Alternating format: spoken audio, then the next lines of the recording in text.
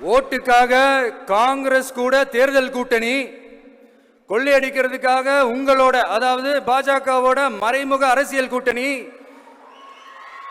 இப்படி உங்க பேரை சொல்லியே மக்களை ஏமாத்துறதும் உங்க பேரை சொல்லியே மக்களை பயமுறுத்துறதும், இப்படி இந்த கரப்ஷன் கபடதாரிகளுக்கு மறைமுகமாக உதவும் உங்க அரசுக்கு ஏஞ்சி தமிழ்நாடு தமிழர்கள்னாலே அலர்ஜி.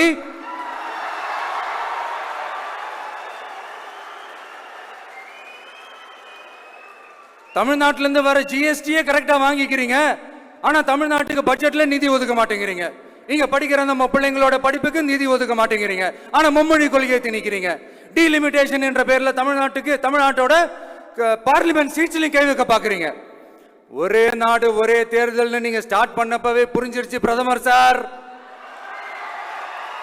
உங்க பிளான் என்னன்னு, எங்கெல்லாம் எப்படியெல்லாம் எந்த திசைகள் எல்லாம் இந்த நாட்டை கொண்டு போலாம்னு. சார் உங்ககிட்ட நாங்க சொல்லிக்கிறதெல்லாம்